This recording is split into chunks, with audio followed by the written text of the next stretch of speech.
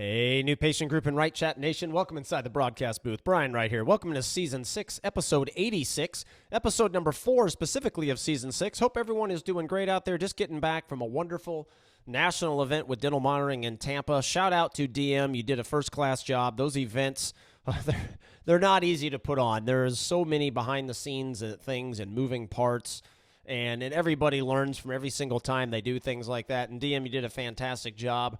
Honored, was great. We got wonderful feedback, 5-star feedback. In fact, Dr. Bob Skopak, longtime new patient group and Right Chat customer, he and I went over on the doctor stage, and then Dr. Alyssa Carter, longtime new patient group and Right Chat customer, she and I went on main stage, got wonderful reviews. We really appreciate those reviews. A lot of doctors, podcast listeners that came up, introduced themselves, and just a lot of doctors that saw me speak and just came up and just pulled me aside and said it's just it's just fresh air, a breath of fresh air that is, to just get to see an outside the person of my industry speak on a whole nother world of learning and really spin a lot of the things that we talk about. We really spin them into unexpected hospitality and how to automate things and just teach that the chaos throughout your practice is just not needed. It's unnecessary. It doesn't have to be that way anymore. So just wonderful feedback. Really appreciate it. Got an exciting stuff. We've got our new patient group mastermind event. This year it's going to be in Williamsburg. Going to see all the new patient group and Right Chat family members there in Dr. Matt Josie's backyard. No pressure, Matt. Last year we're coming off an amazing one in Heldsburg in the Napa wine country with Richard Portalupe and his sister's winery. And this year, boy, the pressure's on, man. It's in your backyard. We're expecting some big things. But just can't wait. That mastermind group is just such a special group to me. A lot of my friends, and we're gonna talk clinical. We're gonna talk business. We're gonna talk innovation, mindset, life, and do what we do, and make sure that the new patient group family members are always 5 years ahead of wherever the industry is going. So that's gonna be great. Today, we're gonna be talking about one that I've wanted to do for a while. I talk a lot on here as I have notes and I have podcasts. On my notes and ideas and things like that. And I try to keep them relevant. Like last month, if you haven't listened, make sure to do. It was all around the framing effect. And I did that one specifically because going into the dental monitoring event, that is what Alyssa Carter and I talked about on stage, is it's not what people hear. It's not what you say. It's what people hear. And because of that presentation, I wanted to do something to where the DM crowd that was introduced to us for the first time could go back to the podcast and hear a far more in-depth journey around the framing effect and how it has an impact via every consumer interaction you have leading up to sale, but also after they purchase to keep them compliant and things like that. So we try to keep them relevant. Well, today, there's a very specific reason why I'm going to deliver this particular topic, and the topic is all around how you are doing to your business the exact same things price shoppers are doing to your practice. There is a disconnect that I have found in this industry, and it's been front and center for many years, but it's really been front and center to me since I started Right Chat. The amount of people that want Right Chat is amazing. The company's growing fast. It's growing well. It's well respected. The results are fantastic. But there's one key ingredient to that I'm going to be talking about as an example, along with many more today, that you must stop doing if you expect exceptional results from the people that you're partnering with, the people that you're hiring, whatever it may be, an employee, an outsourced partner, a consultant, a marketing company, whatever it may be. There's a key ingredient that a lot of you are missing from how you view who you're investing that money in. It's going to be a little bit of a spinoff today. If you look last year, the last episode we did last November was all around how your accountant is sabotaging your success and the 4 new ways of looking at numbers for this new economy and beyond, and how you have to shift your mindset away from looking at numbers like a corporation, and you must look at numbers like an entrepreneur. There's a big, big difference. There's a lot of things corporations do for the pursuit of profit that will put a small business out of business if you function like that when you're a commodity. And we're going to be talking about some of that stuff today because it's a stark difference between how you have to run a small business when you're commoditized versus how the corporations can do it and get away with it. And we're going to dive several examples that we're going to dive in today. Good one today. This one I am hoping a lot of you come away with, and just like that accountant is sabotaging your success from last November, I'm hoping you walk away not only looking at numbers differently, but but looking at whenever you do make a purchase from another company, like I said, maybe you're going out and you're looking to redesign to get a beautiful website, or you whatever it may be, right? You need to look at something very differently than you're probably doing it. This podcast hopefully is going to change that mindset, put you in a better place to get better results. Before we get started, let's fire up the music. The chaos of owning your own business is real, but it doesn't have to be that way. In this economy, there's a better way to grow your practice and make more money while working, spending, and stressing less. And the recipe to make it happen is right here. Welcome to Season 6 of the New Patient Group Audio Experience, a podcast dedicated to forward-thinking doctors that want less headaches and more personal and financial freedom. And now your host, he's the founder and CEO of New Patient Group, co-founder of Wright Chat, and a trusted speaker for Invisalign, OrthoFi, dental monitoring, and others, Brian Wright. Hey everybody, welcome in. If you're watching over on our YouTube station, hey there. I appreciate you, your support over on YouTube and watching us. This, by the way, everybody, quite a few of the podcast listeners, even the ones that are, obviously for the most people out there, they're listening to the podcast while you're working out, whatever it may be. We have a few that do it while they're cooking. I'll give you a reason why they do that. I'm actually going to give you a cooking tip coming up here, and I'm actually going to start doing that on a lot of podcasts, and there'll be reasons for that I'll discuss here in just a minute. But a lot of people out there have started to use, the New Patient Group customers out there, you already have your hour at minimum weekly meeting blocked. You have the discipline of making sure that you have time to work on your business, to strategize, to work through problems, to improve communication, role play with your team, and all the essential skill sets that we talk on here that you need. And a lot of you and a lot of people beyond just the New Patient Group customers that have bought into that hour to 2 hours every single week have started using these videos that we have on YouTube and playing them and watching together as a team and taking notes. And it's really got a lot of your team members. I got actually a few thank yous at the dental monitoring event with podcast listeners that introduced themselves to me. And I love hearing that. This isn't just for all of you out there. A lot of this content it can be played in front of your employees. It can be used to help you train and things like that. And I encourage all of you to do it. I had a podcast listener come up to me a couple of events ago, and they knew that I was big into cooking. The New Patient Group Wright Chat family members know that. Taking a lot of classes, it's just something that has always been a passion. I love coming up with new recipes and kind of being the quote unquote what I would do as a head chef at a restaurant. And a couple things that that podcast listener brought up to me, and then also just cooking for a lot of the New Patient Group family members when you come in and stay at my house. A couple things came up. So one of the signature dishes that we do when the doctors come in is we do a garlic parm risotto. We do steamed Brussels sprouts in honey and some other ingredients, obviously, as well. And then we do fillets, and the fillets go on the stovetop first, and then you take them while they're still in the skillet, finish them off in the oven. And that is the way a lot of the famous restaurants do it and cook their steaks. I used to grill them out, but once I learned and mastered this technique, grilling them out just can't even remotely compete with doing it the way I just did it. A couple things, though, and I've had some people say they tried it, and I'm going to talk just about the steaks here in just a minute. They tried it, and they relatively butchered the recipe, and so did I the first couple times. I didn't butcher it, but it wasn't nearly as good as what it is now. So a couple things that I want to run by you on why you butchered it.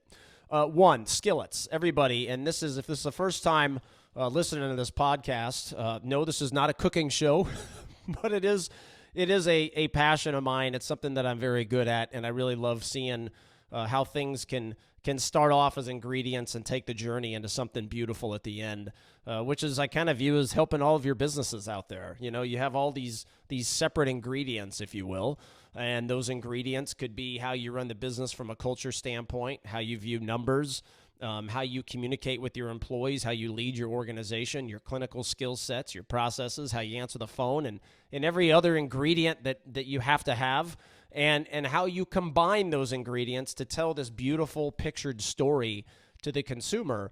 that inevitably is one of the reasons why I love cooking as well, because that's exactly what you're doing. And you have to remember a couple things. When you use a cast iron skillet, about 30 minutes minimum, better if it's 45 minutes to an hour before, you need to turn on the heat and you need to turn it on low with nothing in the cast iron skillet at all. That baby needs to be extremely, extremely hot. That is something that heat is your best friend, one of your best friends when you're a cook and you're trying to do it really, really well.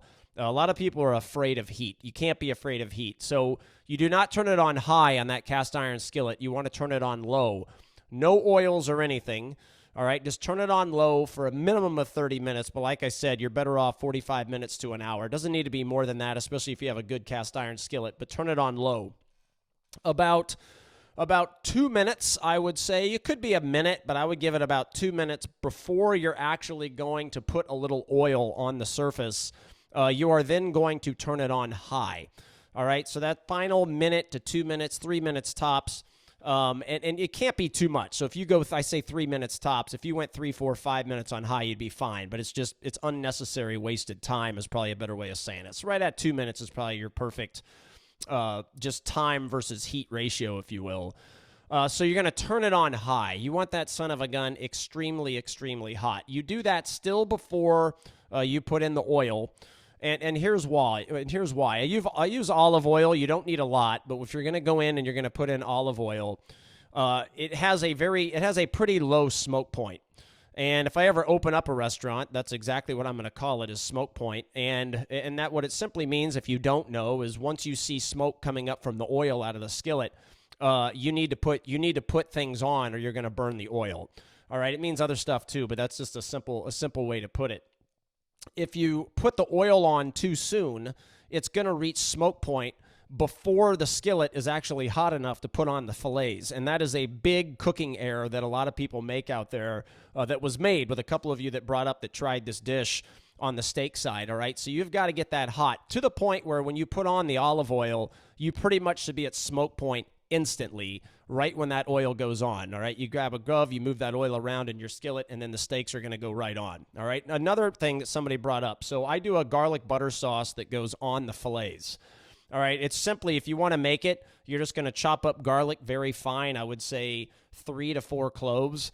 You're going to get some nice butter, and you're going to stir that baby around, all right? And when you stir that baby around, you've created something that it's got a thick texture, and it's butter and garlic. Doesn't need to be anything more than that, not anything rocket science. Put it on there. But you do not put that on immediately. A couple of you said that you had a kind of a weird texture, a weird smell when you did it, and the reason you did it is if you put the butter on the fillet and then put the fillet in on the side that you have down on the skillet, if that side has the butter, you're going to burn the butter, all right? It's going to give it a weird texture because the heat ratio is too much for the butter, all right? So that butter goes on top of your fillets after you flip them, right? And it's going to sit there and it's going to melt into the fillet. And then when it comes out of the oven, eventually you're going to have just a light white kind of glaze look on top. And that is that melted garlic butter that goes into the steak, all right? But you cannot do it. You cannot put it on the downside of the fillet. You're gonna burn the butter, all right? Now there's some other things. I'm gonna start giving some more tips like that on podcasts as people bring things up, okay? But that's just a quick one. Main point there is heat is your friend. Do not be afraid of heat, and you're gonna have a better time. Remember, about 4 minutes each side on those fillets on the skillet, and then about 5 minutes in the oven will give you about medium rare with a nice 8-ounce fillet. So that's how you can time it out. But anyway, there's your cooking lesson of the day. No, if you're watching on YouTube, I don't have any visuals, but I will. I'm going to put some B-roll over when we edit this video. I'll do some B-roll of just the ones I did the other night here at the house for the family. That's my wife's, usually her go-to. If I say, you want me to cook for you tonight, she says that recipe quite often. But it is a fantastic meal, to say the least, and we certainly love it, and I love making that for the docs. That is something the docs usually request when they come in because they've been seeing the pictures with other doctors at my house. So anyway, there's your cooking class of the day. Like I said, coming up this weekend, we have our new patient group mastermind event. It is such a special group of doctors. A lot of names that spoke at dental monitoring event coming back in the mastermind group. Just such a special group, close-knit group, and just such awesome clinicians and just people that get the business side of it and the innovation. You know, it's funny, I did a podcast last season, I think it was, that was the number one trait of billionaires and why price shoppers really exist.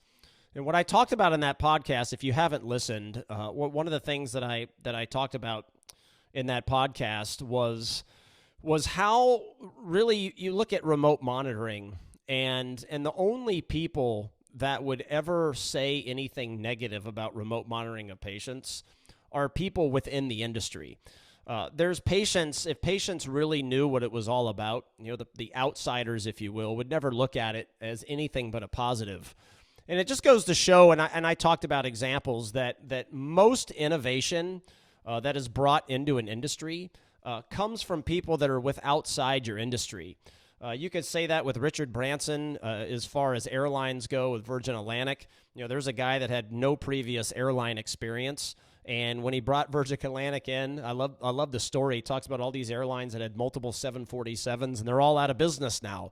And they're all out of business because maybe they knew numbers better than him, but they didn't know people better than them, and customer service, hospitality, all the things that we teach better than him. And those things are always more important than you knowing the numbers. Now, of course, the numbers are very important, not saying that, but if you had to be clueless on one thing, you're better off being clueless on the numbers and being an expert at work ethic and outworking people and innovation and people and customers and experience. Those are always more important. And I talked about, on the reason I bring this up now is that there is also, whenever you look at the real true innovators, they look at numbers differently. If you listen to Barbara, one of the Shark Tank, you know, she's the one with the shorter hair on Shark Tank. She's a big time in real estate. If you look at her story and some of the podcasts she's done where she's been interviewed, she talks about this exact same thing, looking at numbers differently, how she was clueless with numbers, but she started looking at cost versus investment differently, and that's what I talked about on that, how the accountant is sabotaging your success. I dove into that pretty heavily in that episode. And also that number one trait of billionaires, and how you've got to be an innovator, and you've got to look with outside your industry. And that is the premise of that podcast, that is what billionaires do, is they are constantly, and no matter how many times you say this to people within the healthcare industry, it's interesting to me how few actually get it. But the number one trait of billionaires is they have a coach, and that coach comes from with outside their respective industry, profession, because they want a completely different mindset, and they would rather have the mindset coming from their own customer than a mindset coming from within their industry, because a lot of times the mindset of someone in a hotel industry is different than the customer they're serving. A lot of times, if you ask another clinician how to grow a business, their mindset is very different than what the customer even wants.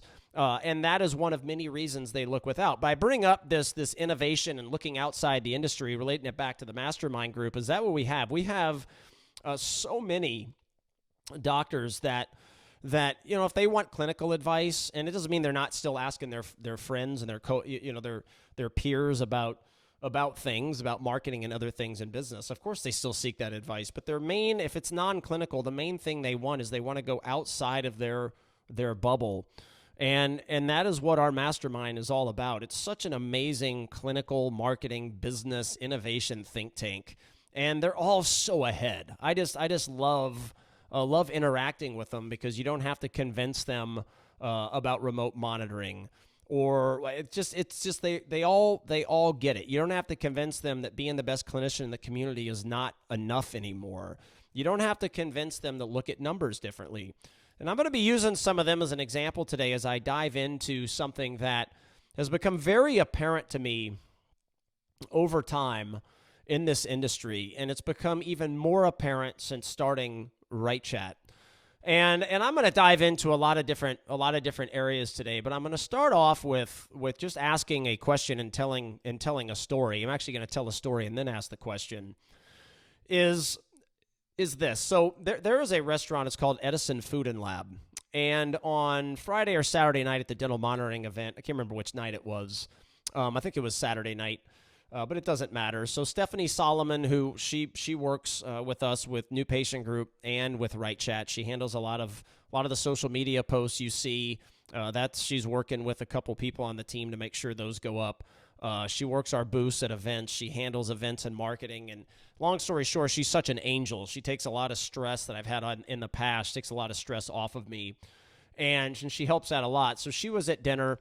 And then Bob Skopak and Rob Schaefer, so both orthodontists, we're at a table for 4 at this Edison Food and Lab. And I love when I go to places like this. And I did not know it was going to be a place like this.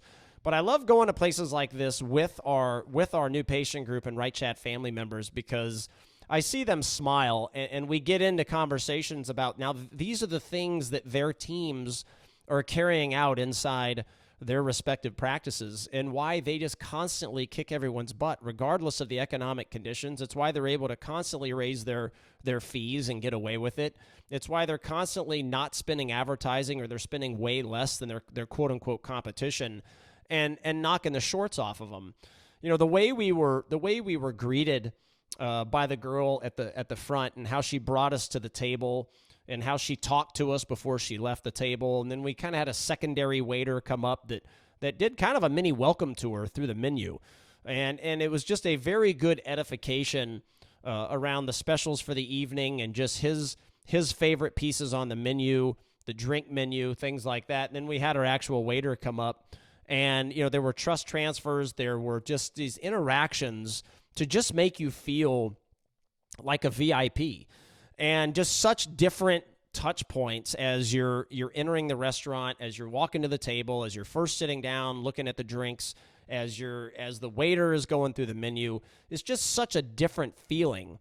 And you have this feeling of, wow, this place has got their you-know-what together. And you get that feeling, and you know you've all been out, whether it be a restaurant, whether it be something else, where it doesn't take very long. A lot of times it just is the initial phone call. You already know they don't have their you-know-what together. But you walk through the door, and you just have this feeling of chaos, of they don't know what the hell's going on. And that's obviously not just a restaurant. You know, we have felt that in, heck, I mean, most consumers out there, that's how they feel when they walk in a lot of your practices, where, you know, you have 20 people in the waiting room, the phones are ringing off the hook. That's the perception, by the way. If you don't know, that's the perception you're giving away, is that you're just blah. You don't know how to run the business efficiently. You must not have enough time for me. Why is it so hectic and chaotic? Why are you seeing me 20 minutes past my appointment time? Like, these are the things that go through people's mind about a lot of your practices. Just like it goes through your mind whenever you walk in other businesses that don't have their you-know-what together.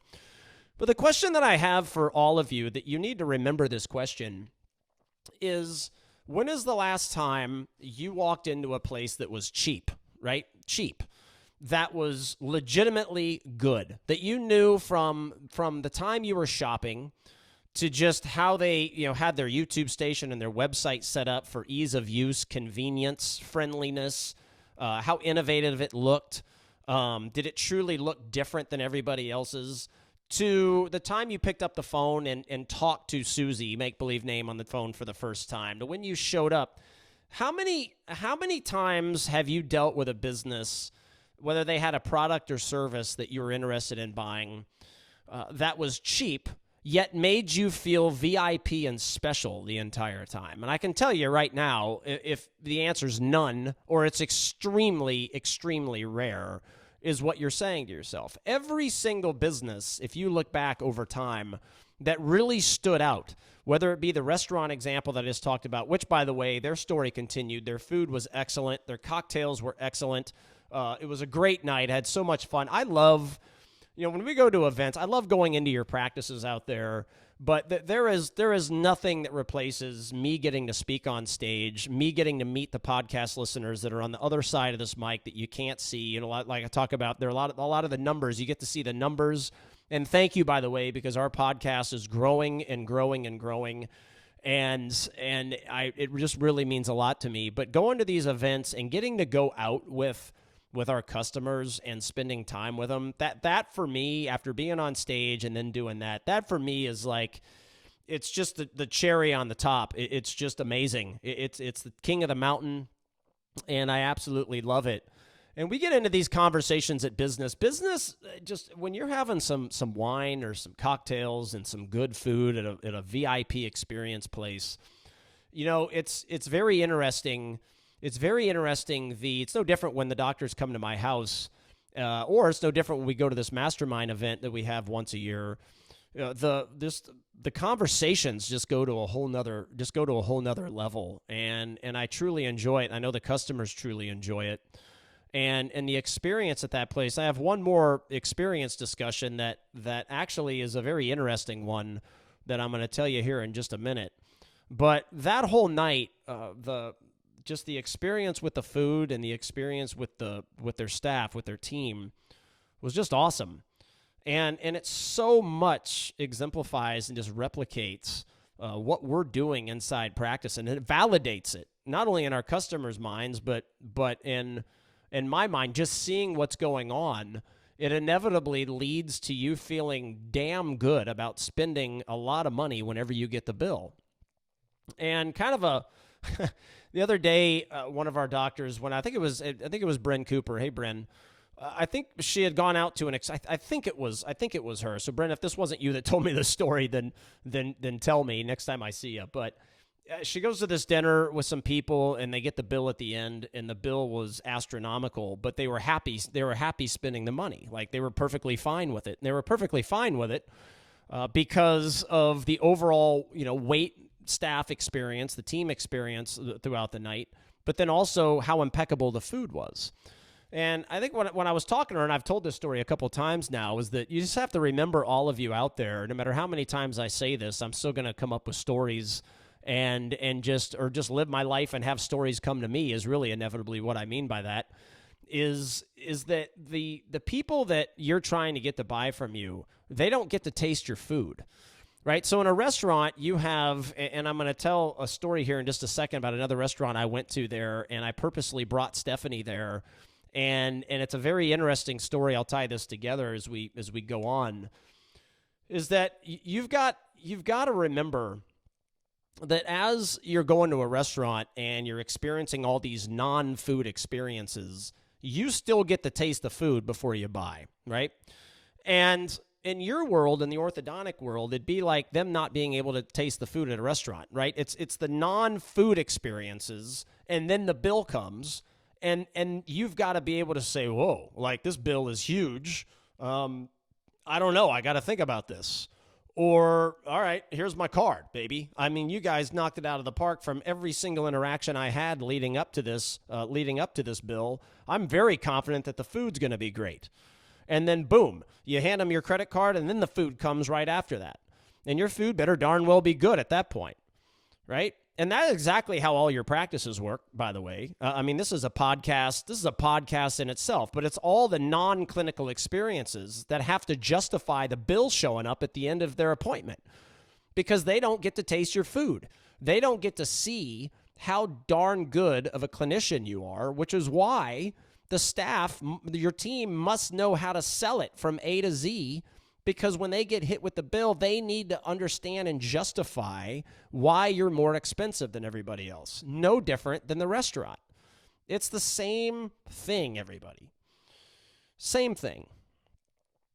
Well, going back to the question, whether it be in your industry, outside your industry, you're buying clothes, you're buying whatever it may be, how many times can you remember an exceptional experience when the bill was cheap, or even if the bill was kind of average high? And those experiences are few and far between, because that is not the business model of those type companies. That is not the business model of the majority of companies. Now, here's one, and it's called Bern's Steakhouse. So if you ever get the opportunity in Tampa, Bern's Steakhouse is usually in the top 10 in the United States on Food Network and other reputable sources. It's usually in the top 10 in America rated for steakhouses. A lot of times it's in the top 5. It has been rated number 1 before. And at minimum, it's always in the top 25. all right? Because those ratings change, they go back and forth. But it is one of the most well-known restaurants in the country. And it is a ridiculously over-the-top experience. It's kind of like you're walking into a old museum. It's a little spooky is not the right word, but there are some, if you've ever watched The Shining with Jack Nicholson, I have always felt I'm kind of in the movie when I'm in there. But it's not like it's creepy. It's just, it's old world. It's old Gothic, world type when you walk through the door. And they have changed a little bit since COVID, but back in the day, the experiences were just insane. I mean, welcome tour through, which is exactly how the restaurants we do work with, this is a lot how they function. One, how that Edison Food and Lab Company or restaurant did. It's the same thing with over on Burn's Steakhouse. And Edison didn't do this, but Burn's Steakhouse, welcome tour through the kitchen. They have a separate across the parking lot, another warehouse is their wine cellar. And their wine cellar is ridiculous. I don't know how they keep up with that kind of inventory, but it is thousands upon thousands of bottles that are it's just beautiful. And they used to take you through the wine tour. And then as you're sitting down, the waiters, the way they discuss the specials, how they're dressed, how they interact with people is amazing. And then if you want dessert, you check out and you pay for your meal, and their dessert room is upstairs. So, and they have a whole separate waiter experience upstairs. There are these little individual rooms that you sit in if you want dessert. And the experience is just ridiculous. Why I wanted to take, just like I did, it was either last year or the year before, the #1 marketing investment you'll likely never make. If you haven't watched that one is one of my all-time favorite podcasts because of how passionate I am. And inevitably, it's the experiences as the leadership team, as the doctor that you're wanting your employees to carry out, they can't comprehend because at their salary, they can't go to the places that we describe whenever we talk experience. So they can't relate to it. They can relate to a Best Western. They can't relate to a Montage or Ritz-Carlton or somebody even above those because there are ones above those. They can't relate. Or this Edison Food and Lab that I'm describing, or this Burn's Steakhouse, because Burn's Steakhouse for a table for two, if you're getting wine, you're not getting out of there for under $400 or $500, right? But this restaurant probably exemplifies better than anything else what we talk about is the fact that this restaurant's food is average. It's not that good. It has its better nights than other nights, but I have now been there 3 times in my life. And one, partly, yes, because we cook at a very high level here at the house, is partly, but it's also even Stephanie. I wanted her to experience that so she could experience it because as she interacts with our customers, as she works booths at events, I want to make sure she fully grasps what we're talking about from a unexpected hospitality standpoint and how you can make people feel and how you need to talk to them and how you can make an idea, how you can make a piece of steak on a restaurant menu, how you can talk about it in a way that gets people drooling to the point where they're going to buy, or how you can talk about the same steak in a different way, framing effect, and get them to go, let me buy something else, and they buy something cheaper. And that happens, by the way, restaurant owners listening to this podcast, that happens your restaurant all the time. People don't buy the more expensive bottle of wine, and they don't because of how you're talking to them at the table. So the point is, just like orthodontic world and the dentistry world, et cetera, is because people can't relate to your clinical skills. What they can relate to is how all of the non-clinical things, how those go. And if they go exceptionally well, they're going to assume you're a good clinician or an exceptional clinician. And that is something you all have to remember, because if you're an exceptional clinician and all those non-clinical experiences don't go unexpected hospitality, and that's kind of just a word I have fallen in love with, then they're not going to know how good your food is. But if you can taste the experiences at the 2 places that we went to, they're just amazing. But you pay for it. Right? You're not going to go to a Burn's Steakhouse and get that type of experience and get out of there for $50 for a table for 2. You're not going to go to an Edison Food and Lab and get out of there for $100 for a table of 4, right? That's not the business model. You're going to pay for what you're getting. You are going to pay for the experience. And what a lot of you have to remember out there is that as you're hunting for a service, and I'm going to dive into some Right Chat examples now on recently some of the things that I am seeing happening. And it really kind of, it moved this up on my to-do list for podcasts because of the only objection that we get. And I have never run any business in my life where I needed, nor do I want, a high quantity. Many of you out there, that charge, lower prices as an example. There's nothing wrong with that business model, by the way. There's nothing wrong with it. I don't believe in that business model, but it doesn't make it wrong. There's a lot of people that run a lower end model, high number of patients or customers or clients, whatever business you are, and they've got to make a lot of sales to make a lot of money. That's their model. And there's models like that in every single industry, right? I'm always using the Best Western, the Olive Garden is an example. There's a lot of lower end models that do just fine. They make a lot of money, and that's what they do. What we teach on here and what we actively try to get our customers to do is intentionally implement prestige pricing, where you're the absolute highest on purpose of all their opinions. And the reason we do that is it helps you differentiate yourself when you're viewed as a commodity, right? There's something unique about you if you're the most expensive. But, and it comes with a big one, just like you've heard me a million times, all the non-food experiences, like at Burns, like at Edison Food and Lab, all of those have to justify in the customer or the patient's mind why the hell the bill is so big at the end, relating it back to your practice.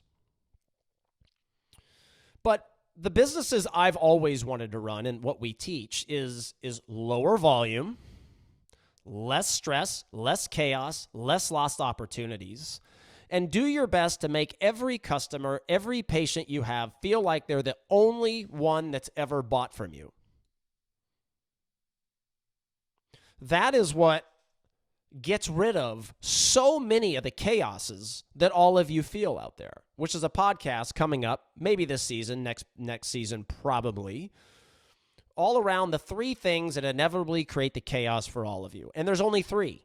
If you're wondering inside your practice why you're busting butt to try to make an extra $1, you're tired at the end of the day, everyone's aggravated, you're never relieved at the end of the day, it's constant frustration, high turnover, about 20 people in your waiting room, phones ringing off the hook, there are 3 things that cause all of it.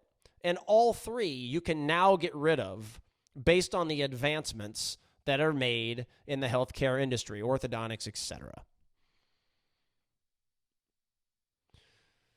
But as Right Chat continues to grow, and shout out to the Right Chat customers out there, Right Chat is, like I said, I have never wanted a business and never had a business that I owned that had to make hundreds upon hundreds upon hundreds of sales, needed all kinds of investors, all kinds of advertising in order to make money.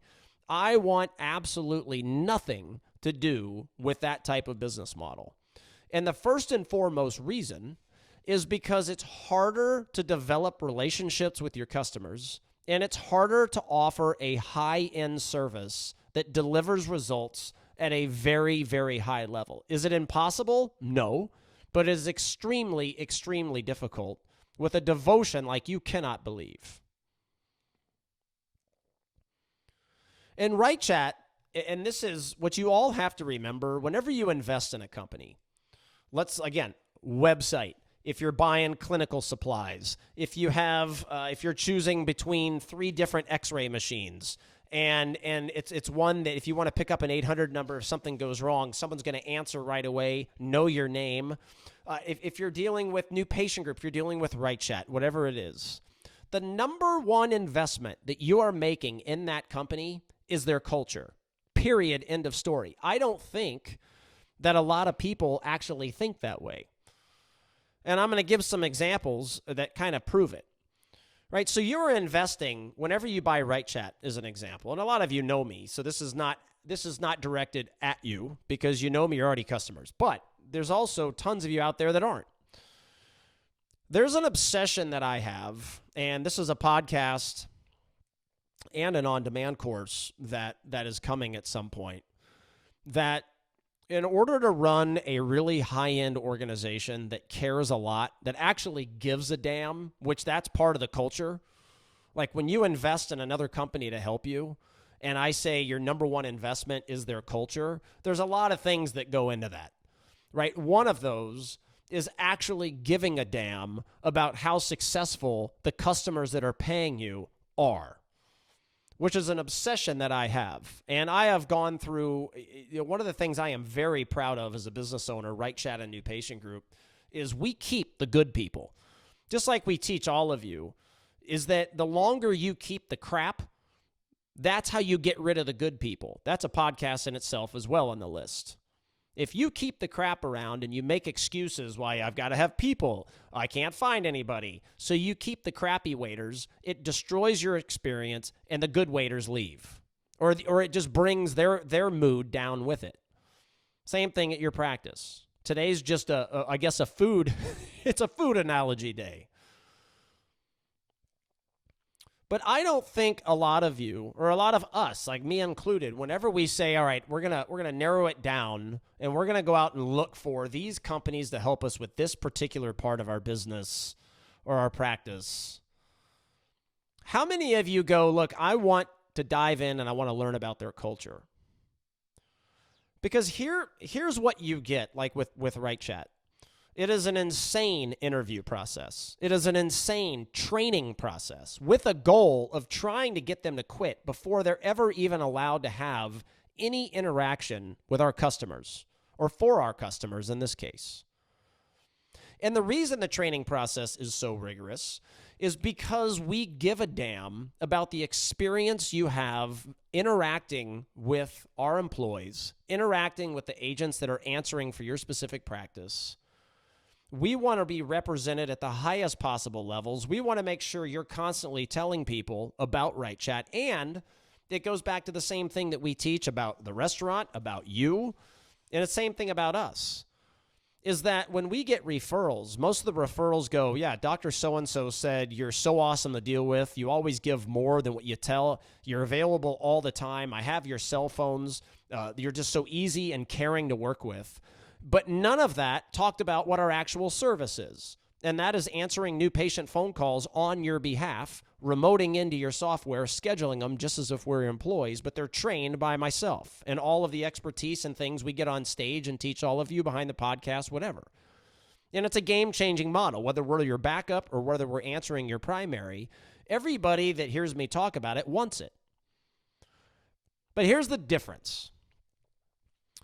Recently, I've spoken at a few events where larger organizations hear about Right Chat, and they're like, oh, man, we need that. You know, we've been thinking about building a call center. We have no idea how to do it, or it's a long journey. We don't even know if we want the headache. Maybe we could just outsource it, right? Or whatever it may be. We know the phones are a problem. We know we're missing calls. We're going to use Right Chat.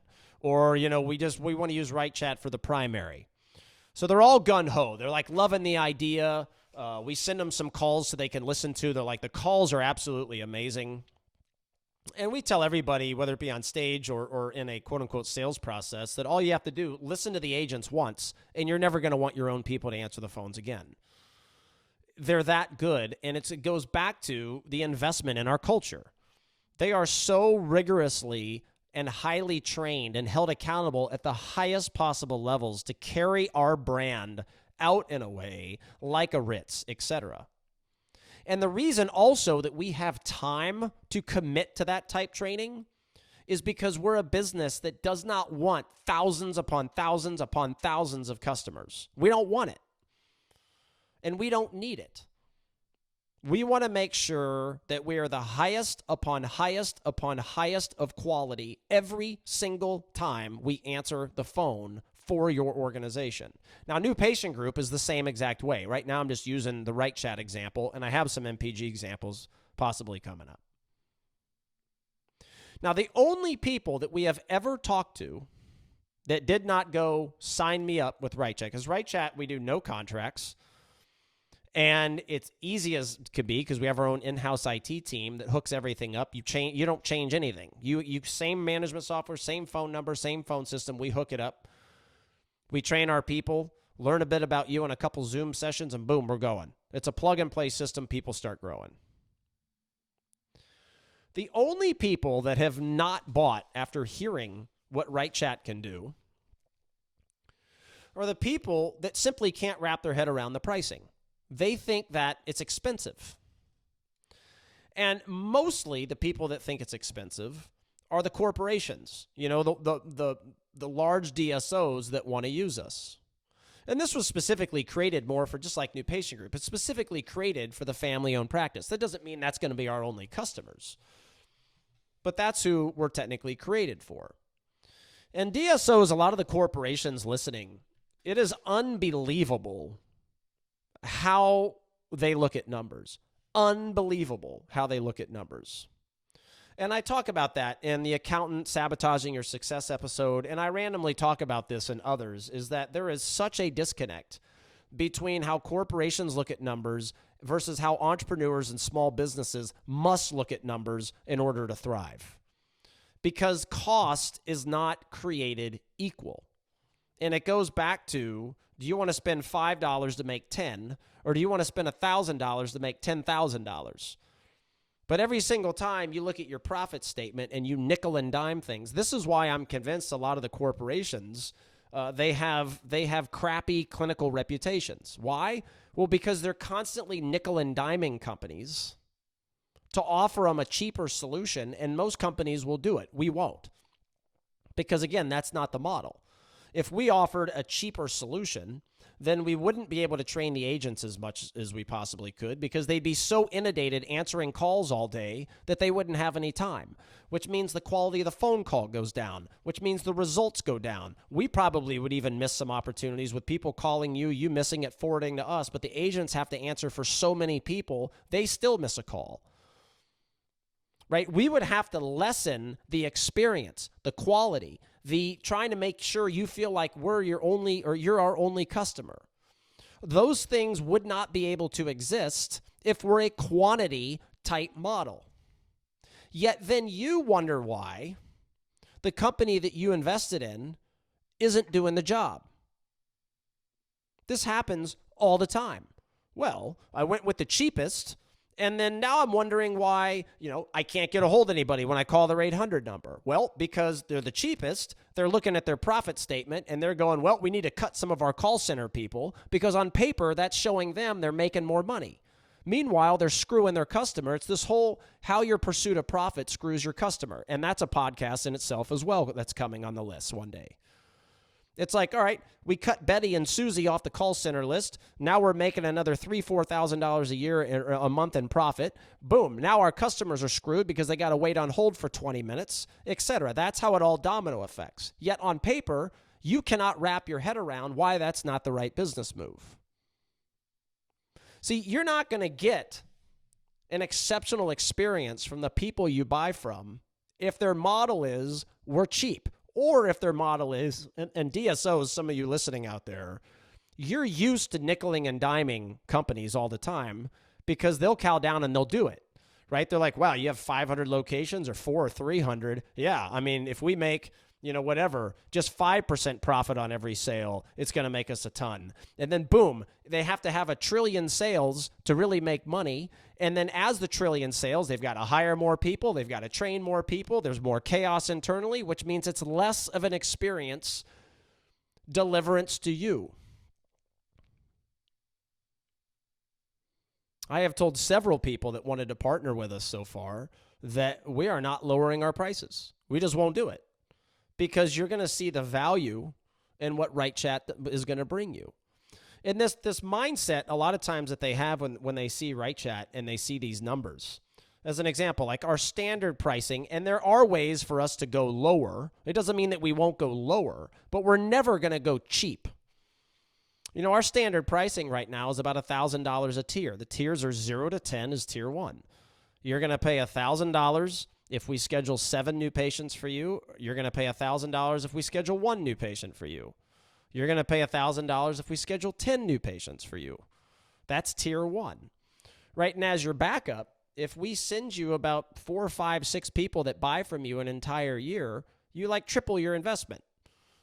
So $1,000 a tier, not only is it not expensive, it makes you a ton of money whenever you're missing calls and we're answering them, remotely scheduling them, and the patient never even knows a third party answered. It's these lost opportunities that's just nuts. That's what's expensive, that's what we tell these DSOs, but it's the same thing for all of you. You all get so frustrated when Nancy comes to your practice and tries to nickel and dime you. Let's say it's an Invisalign case, and she comes in and she's wanting one, and she says, hey, I'm going to start for $5,000 and your fee's $6,500. And then she leaves, and you get so frustrated at the consumer and these price shoppers and these people that buy from Smile Direct Club and these people that are looking around at 3 or 4 different opinions, which anybody that's smart should look at 3 or 4 opinions when there's a commodity, and that's what happens when you're a commodity. People are idiots if they don't look around to try to find which is most comfortable, which to them offers the most value for their dollar. Any business that's a commodity deals with that. And that's exactly what most of you do if you're looking for whatever. Just think about the times that you all have nickeled and dimed and tried to get the cheapest possible price you could get from some company in your personal life. Maybe it was a car. Maybe it was a vacation. Maybe it was a plane ticket. Maybe it was the clothes that you went and bought. Whatever it is. Or maybe it's the companies that are trying to help you on the business side. This is what happens. You try to nickel and dime them. You try to get the cheapest possible price. You try to negotiate with them like crazy. And that is exactly what people do to your practice that you get frustrated for. You're doing the same thing every single time that you try to negotiate down a price. And I'm not saying you shouldn't, by the way. We all should try to negotiate to try to get the best price for the best service we can.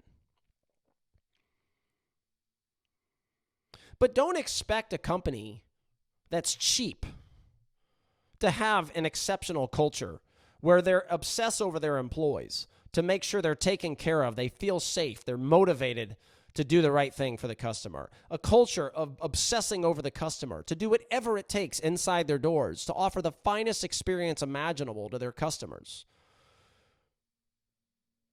The other thing with the Right Chat model, and today is not about Right Chat. These are just pure examples. Right Chat was just, I thought, the easiest and best one to give today. Is that we don't want the agents to be inundated with too many calls. You know, we want them to be busy, but we don't want them to be busy and chaotic. And there is a difference. Because every time they answer a call, we want them to deliver it with the finest experience to your patients that are calling. And that can't happen if the only way we make money is through volume.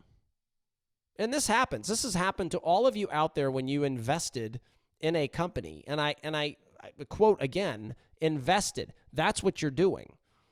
Right? You're investing in something that is supposed to give you a return, and hopefully a significant return. And that just isn't dollar signs, by the way. That's also when you need to pick up and talk on the phone to somebody, you're going to get a live person right away that knows you. If there's a problem, Right Chat, we scheduled a new patient on someone's schedule wrong, and you actually reach out and say, hey, this happened. Can you please make sure this type patient is scheduled here next time? The company listens, takes notes, goes immediately to the agents, role plays and practices with them, make sure their vision and expectations are set straight, and make sure those problems don't happen again. Which, by the way, the number one sign of a great organization, or one of the best signs, isn't that they don't make mistakes. We all make them. And we always will. But it's ones that care enough to fix them and make sure they don't happen again. That's the sign. And that's a podcast in itself as well. But see, all of those things don't happen when you're cheap.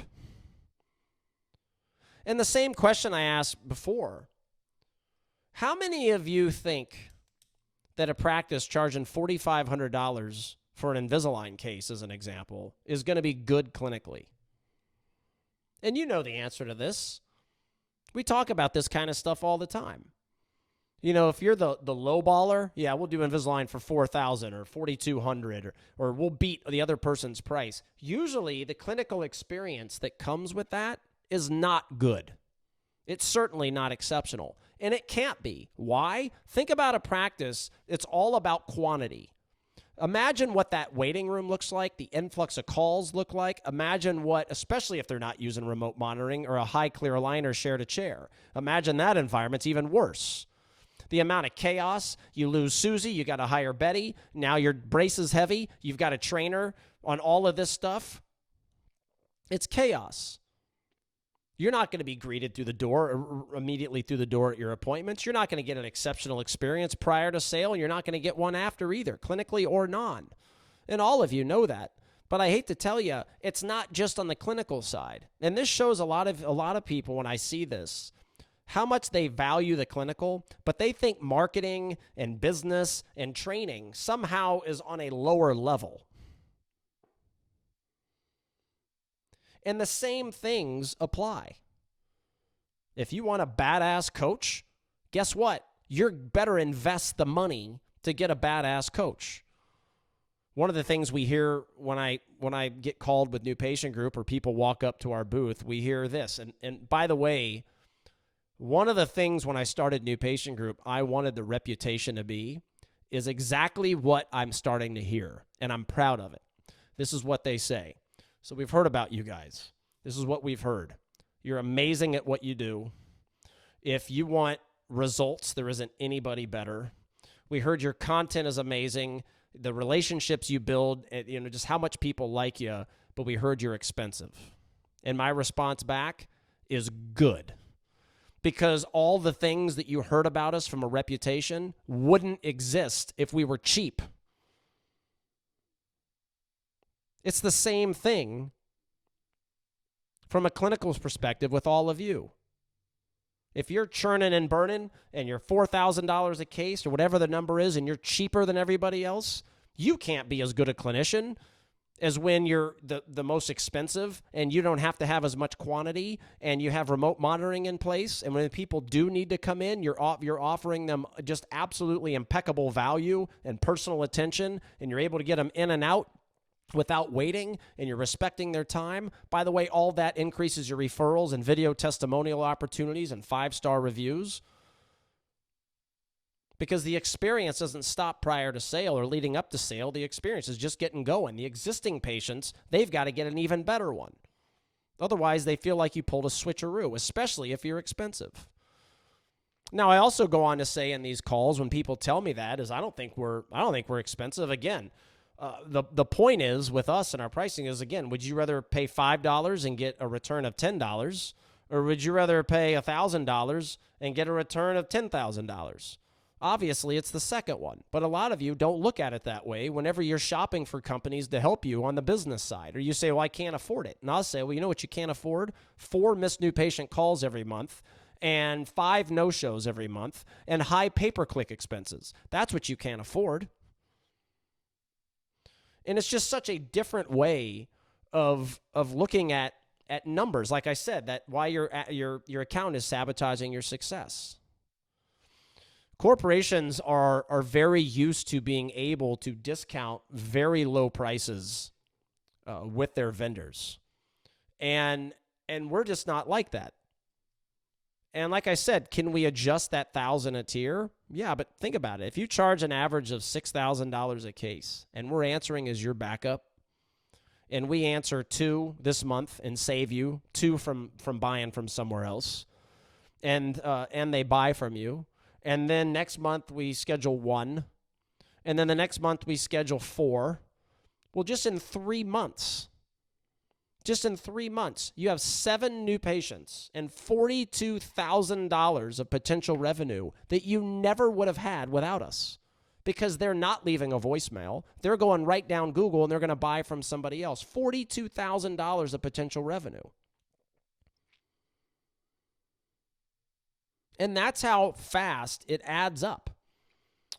If you listen to Why Your Receptionist is Your New TC that we did a couple months ago, one of the things I talk about is how to reduce no-shows. And I also mentioned several times in podcasts in the past that If you have a no-show problem, which if you have 1 or 2 a month in the ortho world, you have a no-show problem because that adds up. It's just insane how fast those numbers add up to hundreds of thousands of losses. It's your receptionist's fault. Now, there's some other things as well, but mainly it's on your receptionist.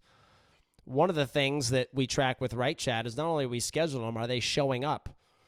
And they show up at such an insanely high rate because the receptionist is able to sell them on the value differentiation of why you're different, why you're unique, why you're better, et cetera, et cetera, et cetera. See, the sale, just like the restaurants, the sale is around the experience, the wow factor, et cetera, et cetera. But it's also your team's ability, your waiter's ability to sell how amazing the food is. One of the things at that Edison Food and Lab that they edified is that they give full control to the head chef.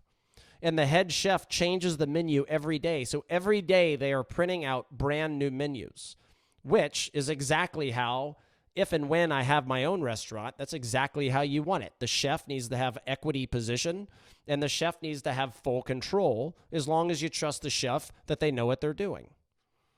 And those restaurants are, farm to table. It's always fresh. It's always good. There's nothing that remains stale. They're always switching things up. They have a culture of change, which should be the only thing that ever remains constant in any business is change. Your team should be used to it, and they should be proud of it. They should look forward to it. A lot of you out there, we use a website example. A lot of you out there will go and say, okay, so I want a new website and I want it to do the trick, right? Search engine optimization. I want to rank, I want this image of how I want things and how I want to come across when people are shopping. And we get this with New Patient Group where, you've shopped around and most likely we are going to be more expensive than the places you've shopped around. Now, in my opinion, again, we're not even close to what we should be able to charge and probably will charge someday based on the results and the personal attention people get. But again, whenever you talk to that company, did you talk to their founder and CEO? What are the credentials of that founder and CEO? Did you get to talk to the digital marketing team? Did their executive level digital marketing team, are those the same people that are going to be assigned to your practice like our executive team? VP of Marketing, Haley Jeffrey, head web designer, Cynthia, head SEO guy, Michael, David Martin, Mandy, all more behind the scenes people that really make a lot of this thing tick. Those are the people that are assigned to you. You get Zoom meetings every month, data overview videos, you get guidance, marketing assignments, pure personalization and customization from the ground up. You get professional photography that comes in. You get to own all that stuff. You get your own executive level marketing team, so you don't have to hire that. You outsource it to us. And the results are beautiful. They're impeccable. But guess what? That kind of personal attention, you're not going to get it for $1,000 a month.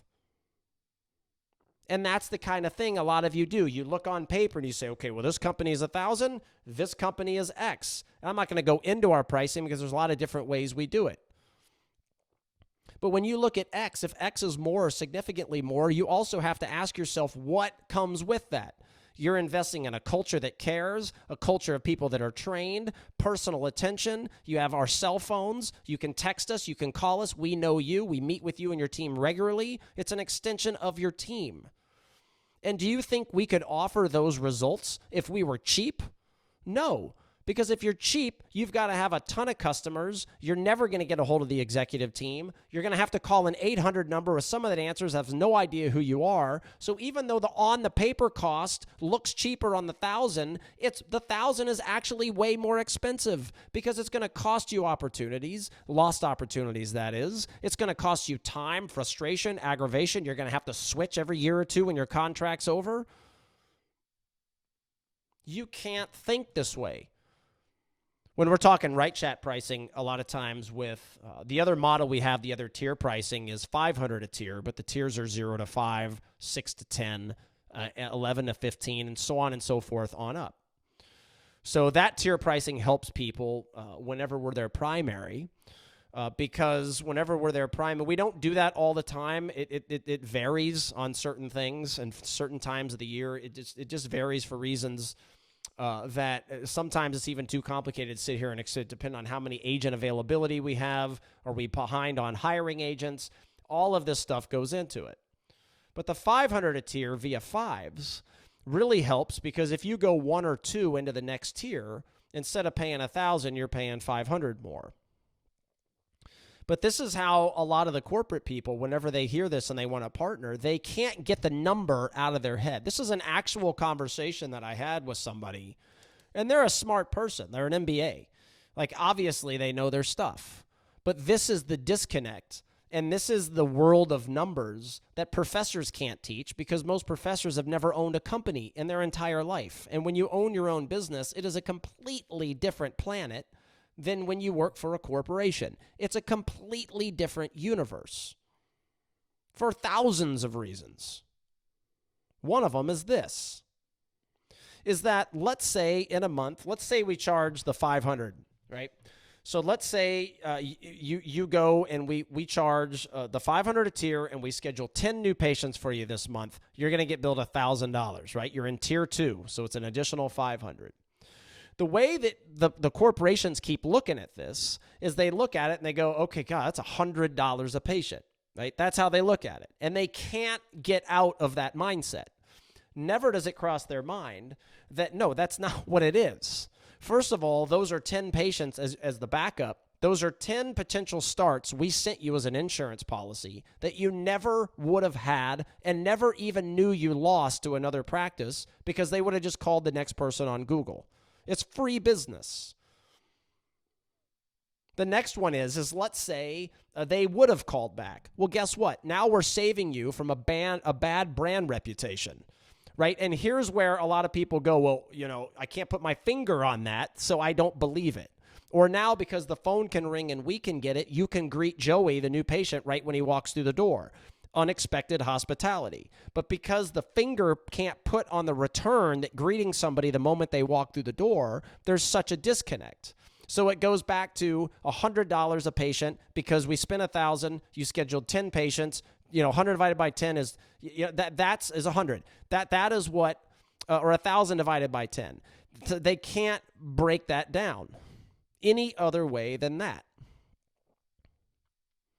The culture, the highly trained agents, the ease of lowering your advertising expenses because you're not missing as many opportunities, the power of persuasion, how the agents are going to talk and sell your organization to reduce your no-shows and increase your same-day starts. None of that crosses their mind, and even when you talk about it, they can't wrap their head around anything I'm talking about. And this just isn't corporations. This could be a single practice that wants Right Chat as well. And I'm hoping all of you, if this is the first podcast that you've ever listened to, this absolutely 100%, like I said a couple times already, is not a Right Chat pitch. This is a how people try to lowball and cut other companies' costs when they're searching for things to help their business. Honestly, your practice too, because the same thing could be related over on the clinical side. And I see this. A lot of DSOs do this, and a lot of you do this out there too. Not new patient group customers, because your mindset is so beyond this. But just listeners out there, is that, okay, you want some more clinical supplies. Well, you buy from the place that gives you the cheapest deal. But it doesn't cross your mind, again, that if you have a problem and you've got a call, are they going to answer right away? Are they going to know you? How high quality is their stuff? Because what you should do is you should invest in the highest quality materials to make sure your patients are getting the absolute best. That is an investment. It is not a cost. But I promise you, the companies that have higher dollar materials also deliver you a higher dollar experience. That is the model that we teach, that we want all of you in this economy where people are shopping unlike ever before. It is inevitably the worst idea you can have is to cheapen your price. That's the worst thing you can possibly do. The best thing you can do is jack your price up. But, like I've said, is that you've got to offer the non-clinical experiences, the non-food experiences that go along with it. A question a lot of you should ask yourself is how often, whenever you're looking for marketing, consulting, a solution like a Right Chat, how often are you thinking about all these other intangibles that go into making sure that what you're getting is the finest service, the finest product for your business and your practice? And it goes so far beyond just what we teach you, goes so far beyond just your clinical skill sets. With Right Chat, it goes so far beyond just how good the people are on the phones. With New Patient Group, it goes so far beyond how good we are at training your team on sales and all the skill sets we talk about, making sure you're an entrepreneur and making sure you're running the business with innovation, and how we do online digital marketing. It goes so far beyond those things. It's culture, it's relationships, it's convenience, it's ease, it's the know, like, trust factor. It's being a part of your life, part of your journey. All of those supersede the importance of the actual service, by the way, no different than how all those supersede your clinical skill sets. And if your actual food is also impeccable, if your clinical skill sets are also impeccable, if we're unbelievable at the new patient phone call with Right Chat, if that's impeccable, that's how you get loyal customers that don't leave.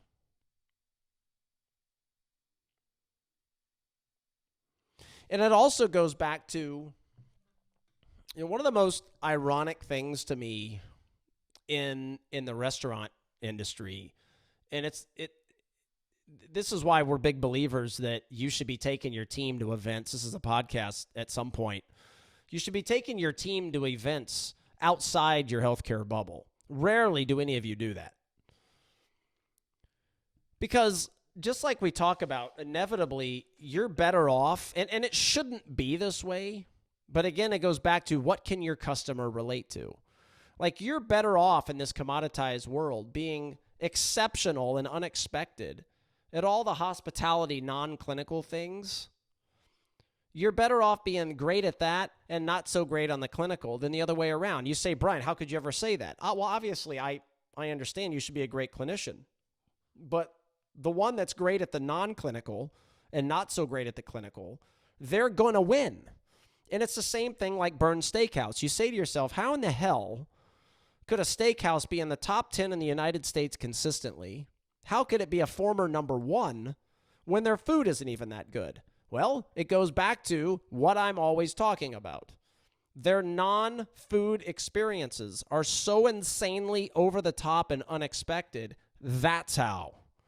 If you took that away and the food was how it was, the place wouldn't even exist. The place is charging for experience. That's what they're charging for. If you want to be switching in and out of companies that do your website or help train your team or lead you down a path of innovation as an entrepreneur, and you just want to be working with all these different companies and blah, blah, blah, blah, blah, which a lot of you do. When you go to an event, what's the latest flavor of the month, you work with them. Then buy the cheapest, because that's why you're going to keep switching. But you have to look at, whenever people are price shopping for the clinical, that can't frustrate you when you turn around and do the same thing to these businesses that are trying to help you and trying to do it at a high level and try to care. Now, unfortunately, there's a lot of companies that don't care. But I can tell you one of the differentiators, it's not the only one, and is this 100% fail-proof what I'm about to say? Absolutely not. But I will tell you one of the indicators of a company that truly cares about experience is they are a higher price than the other 2, 3, 4 opinions that you have. And don't think, by the way, that consumers aren't wondering that whenever they get hit with a higher price than yours. Or excuse me, when you're a higher price and you hit them with that price over their other 2, 3, 4 opinions. Like, if all the non-clinical experiences leading up to you handing them that bill have been unexpected and amazing, they will have an aha moment. Okay, I get it. This is why they're more expensive.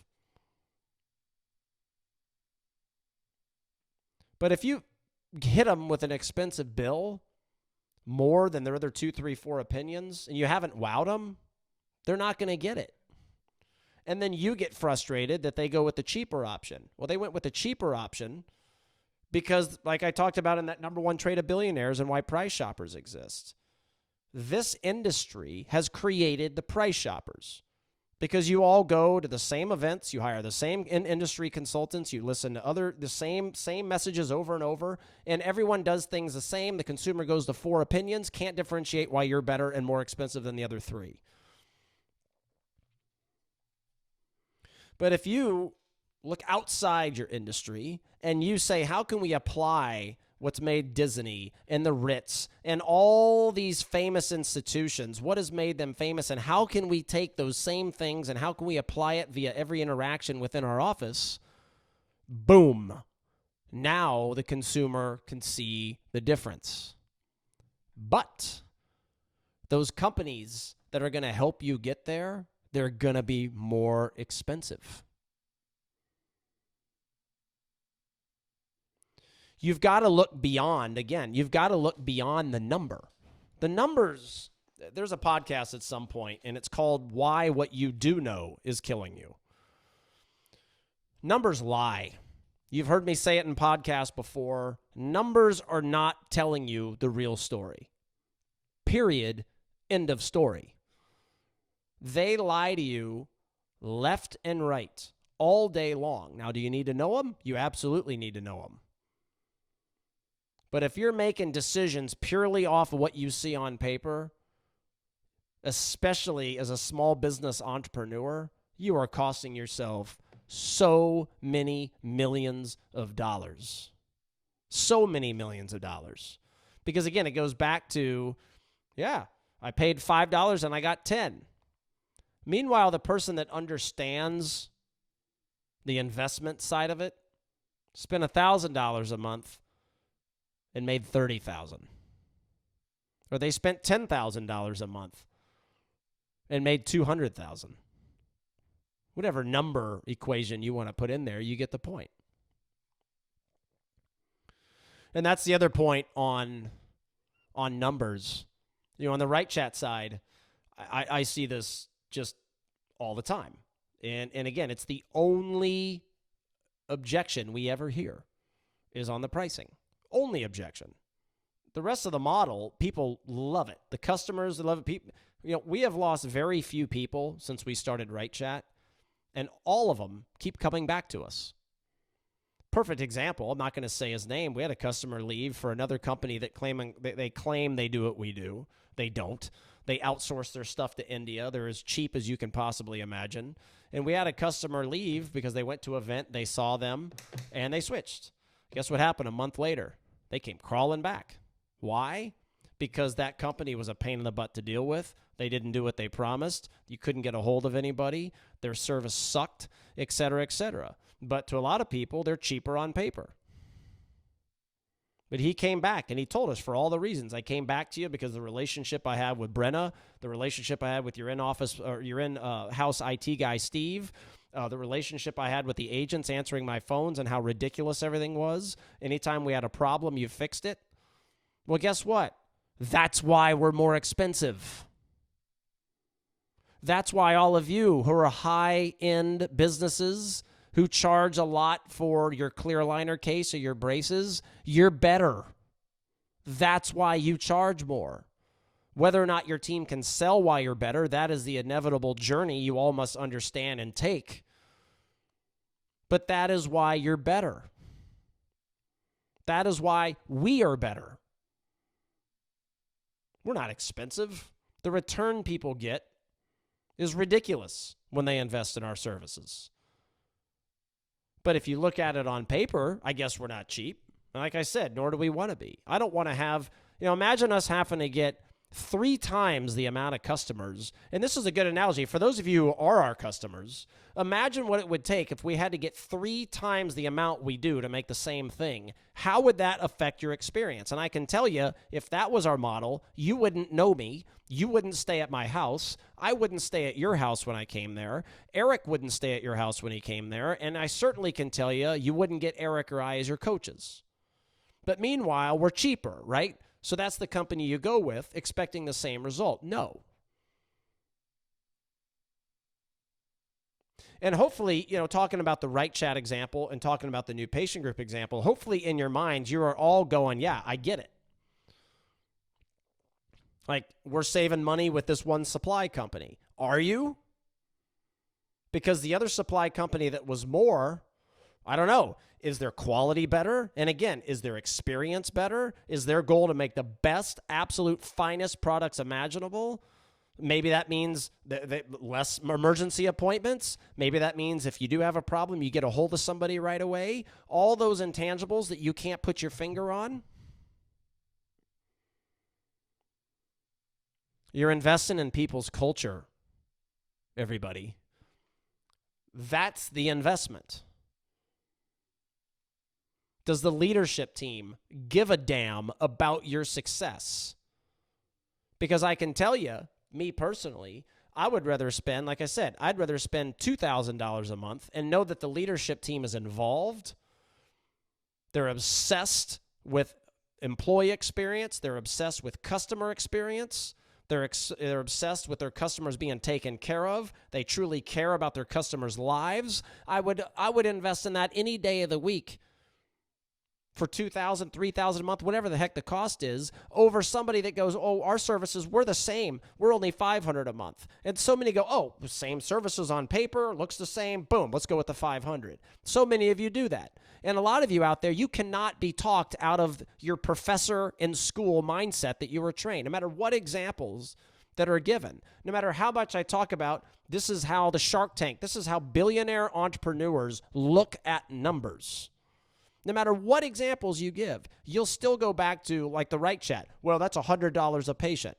And you can't think anything beyond that. And it never crosses your mind, okay, you want a cheaper deal. Okay, well, let's do 500 a tier, 0 to 20. Oh, okay, that's a much better deal. Let's roll it out to 500 practices. Meanwhile, they do that. The agents are so inundated with the amount of calls they have to take now. We've got to hire a trillion agent team. The training goes to hell. The culture goes to hell. The results for the customer go to hell. And then you blame the company. It's the same thing if someone buys from Smile Direct, right? Cheap. And because a consumer isn't educated by the orthodontic industry, other industries as well, they think a clear aligner is a clear aligner many times, and they go with the cheapness. And what happens? The next thing you know, they're knocking on your door, and you're getting a retreat because Smile Direct Club didn't do their job, or they screwed them up, or whatever, and you're going, all right, now I'm about to make some money when they first bought from Smile Direct Club. And this is the exact same analogy. Cheap, you're not going to get a good clinical result. Same thing in the plastic surgery world, my former life. I can tell you, if you want real results that are done in a way that no one's going to know that you've had anything, then you better be willing to spend the money. If you come across 3 opinions, the 2 that are less, you absolutely should not buy from them, period. There's a reason why people are more expensive in the clinical realm and also out of the clinical realm with companies that can still help your business, can still help your practice. These are intangibles, everybody, that you've got to remember. Back to that accountant screwing your success, sabotaging your success. Is that if this $1,000 a month you're spending allows you to work less?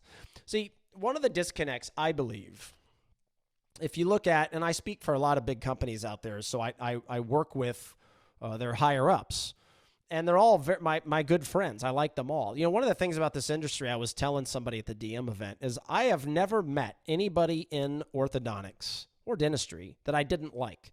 The reps, all the Invisalign people, all the dental monitoring people, all the OrthoFi people, and other companies that I speak for too. I like everybody. Like this, I wish everybody lived right around my neighborhood.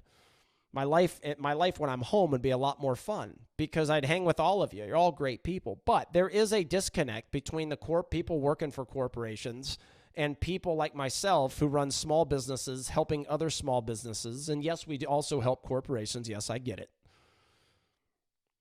Is that disconnect in numbers. But it's also, when you're working for a corporation, you got to understand, you're never going to get to a place where you work really hard and then all of a sudden you don't have to work anymore.